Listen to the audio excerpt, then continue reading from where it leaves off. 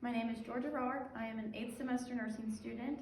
Today is January 29th at around 11:30 in the morning, and today I will be doing my chest tube teaching video. So I would start out by knocking on the door, introducing myself, performing hand hygiene and privacy, and then I would sit down and talk to my patient.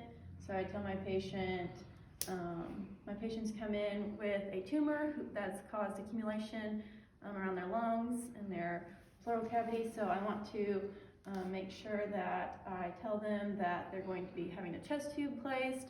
The physician's going to come in and place it. It'll be placed here on the side, in between the intercostal spaces here. And what that will do is go into the chest cavity and drain that fluid out to re-expand the lung.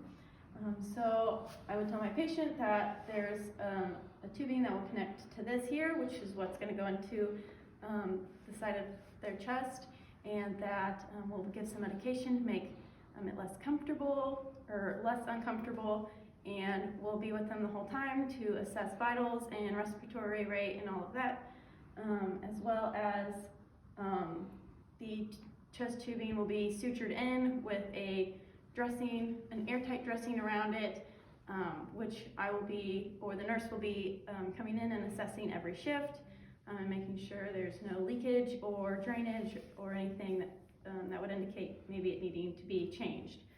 So I'm going to tell my patient about the different chambers here, so they know what's going on when they have their chest tube placed. So I tell my patient this here is going to be the collection chamber, and so this is where all their fluid is going to drain into, whether it be air or the fluid or blood, whatever it is they have. So my patient's got fluid, so that'll drain into here.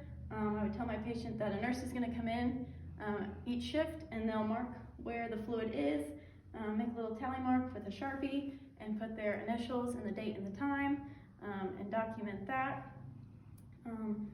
I will also tell my patient that this is never emptied, so this will just be a continuous thing. Each shift they'll come in and mark it, and when this is all said and done and the chest tube is removed, it'll be placed into a biohazard bag and placed in the dirty utilities room, so it never gets emptied.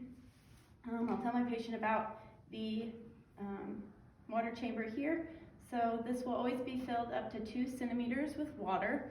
And so I would explain to my patient that they will be seeing tidling, which is like a wave-like fashion back and forth as they inhale and exhale. And that just shows that they are, everything is normal and that there's no issues with the chest tube or anything. I would want to explain to my patient that if he or she sees bubbling or I see bubbling, that means there's some type of air leak in the tubing, whether it be a disconnection or a hole in the tubing or at the side of the dressing. So that would be something that we would need to look at. I would also explain to my patient that if you don't see any tidling or air bubbles, if there's just the water sitting still, that means either the patient is ready to come off of the chest tube or that there might be some type of obstruction or occlusion. Last, I would tell my patient about the suction chamber. So this can either be water suction or dry suction. Typically they use dry suction, so with my patient they'll be using dry suction, and it's always going to be set at 20 centimeters. So I would just explain to my patient that we'll come in and constantly be assessing the chest and respiratory status and rate and listening to the lungs, checking that dressing continuously, just to make sure there are no issues.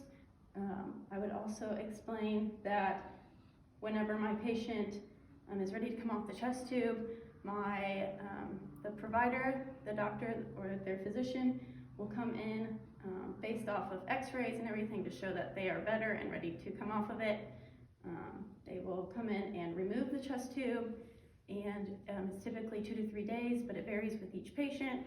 So I just want to reinforce some last things with my patient, that I want my patient to continue to cough and deep breathe, use the incentive spirometer, because that will help with the lung expansion and help re-expand that lung.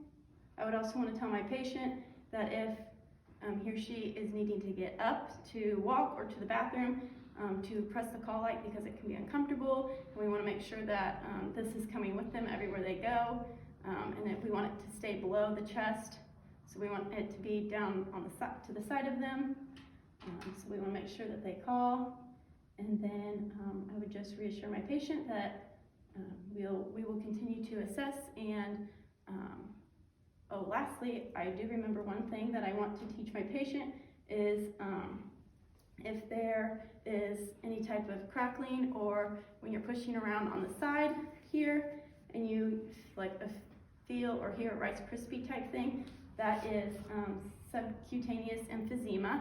And so a lot of that is, a little bit of that is normal when you have a chest tube, because usually it happens when it's placed. But if there's a lot, then that's an issue, and we want to assess that further. So that is my chest tube video.